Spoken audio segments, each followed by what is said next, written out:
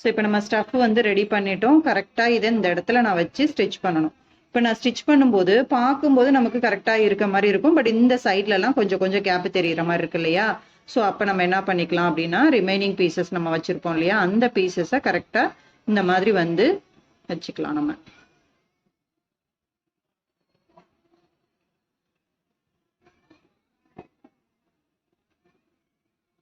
இந்த மாதிரி வச்சுட்டு அதுக்கப்புறம் நம்ம இந்த மாதிரி பஃப் வைக்கும்போது கரெக்டாக இருக்கும் உங்களுக்கு.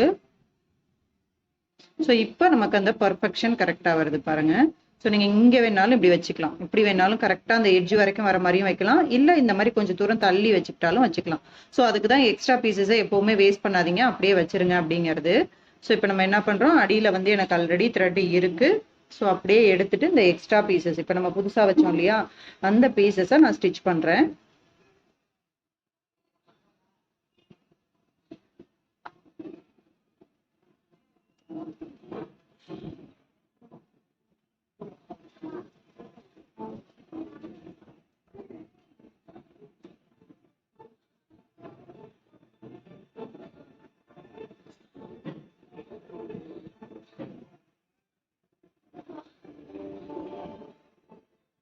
ஸோ அதே மாதிரியே இந்த பக்கமும் லெஃப்ட் சைடும்.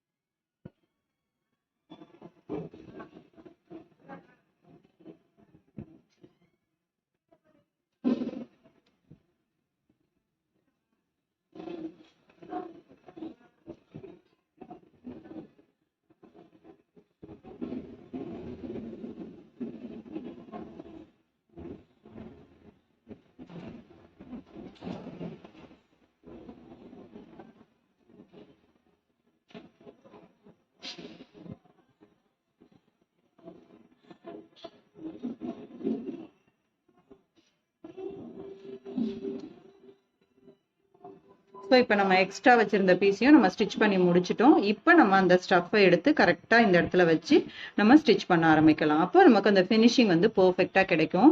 இப்போ நான் எப்படி ஸ்டிச் பண்ண போகிறேன் அப்படின்னு சொன்னால், ஆல்ரெடி நமக்கு நீடில் கீழே இருக்குது. ஸோ கீழே இருந்து எடுத்து இந்த ஸ்டஃப்போட சைடில் எங்கேயாவது ஒரு இடத்துல உள்ளே விடுங்க. கரெக்டாக நீடில் மேலே வர மாதிரி பொறுமையாக ஸ்டிச் பண்ணுங்கள். கொஞ்சம் கேர்ஃபுல்லாக ஹேண்டில் பண்ணணும். உள்ள அந்த ஸ்டஃப் வரைக்கும் நமக்கு போயிட்டு நீடில் வரணும். அதுலேருந்து எடுத்து அகைன் ஏதாவது ஒரு இடத்துல உள்ள விடுங்க.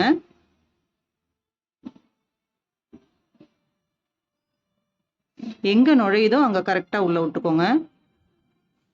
கொஞ்சம் உள்ள போக கஷ்டமா தான் இருக்கும். கொஞ்சம் கேர்ஃபுல்லா ஹேண்டில் பண்ணீங்கன்னா கரெக்டா உள்ள விட்டுறலாம்.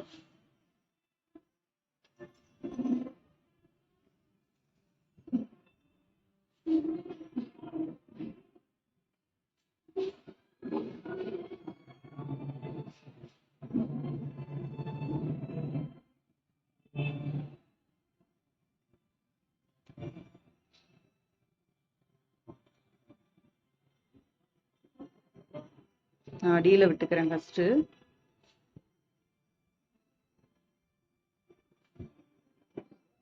அடுத்து வால் பகுதி, ஏதாவது ஒரு 4 பார்ட்ல 4 பகுதியில ஏதாவது 4 பகுதியை ஃபர்ஸ்ட் ஸ்டிச் பண்ணிக்கோங்க.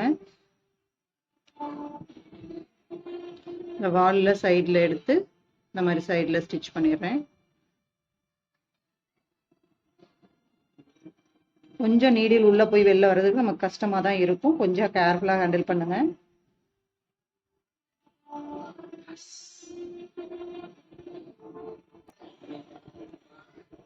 ஸோ அடுத்து நெக்கு பகுதியில் இந்த மாதிரி நீடில் ஏதாவது ஒரு இடத்துல உள்ள விட்டுட்டு திரும்ப கீழே சொருவிக்கோங்க.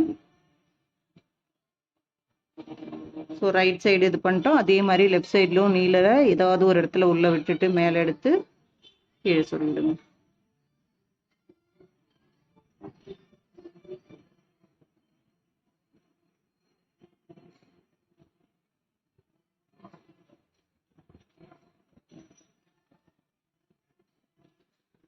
அதுக்கப்புறம் நீங்க முடிச்சு போட்டுக்கலாம். ஸோ இங்க ஸ்டிச் பண்ணியிருக்கேன், இந்த சைடு தென் இந்த லெஃப்ட் ரைட்டு, இங்க தலைப்பகுதியில வந்து கண்ணுக்கு நேரா லெஃப்ட் ரைட்டுன்னு நான் ஸ்டிச் பண்ணியிருக்கேன். இப்போ பார்த்தீங்க அப்படின்னு சொன்னால் ஒரு பர்ஃபெக்ட் 3D அதாவது 5D இமேஜ் வந்து உங்களுக்கு பர்ஃபெக்டாக கிடைச்சிருக்கும். ஸோ இந்த பஃப்பும் உங்களுக்கு மூவ் ஆகாது. அதே மாதிரி நம்ம இங்கே ஸ்டிச் பண்ணியிருக்க பெட்டல்ஸுமே உங்களுக்கு மூவ் ஆகாது. பாருங்க எவ்வளோ பர்ஃபெக்டாக இருக்குது பாருங்க. ஸோ இதே மாதிரி தான் நம்ம 5D ஒர்க் வந்து பண்ணணும். ஸோ இது வந்து கொஞ்சம் சாஞ்ச மாதிரி உங்களுக்கு வீடியோவில் தெரியும். பட் வந்து நேரில் நம்ம பார்க்கும்போது அந்த பர்ஃபெக்ஷன் வந்து பர்ஃபெக்டாக வருது நமக்கு. ஸோ இதே மாதிரி தான் நீங்கள் 5D ஒர்க் பண்ணணும்.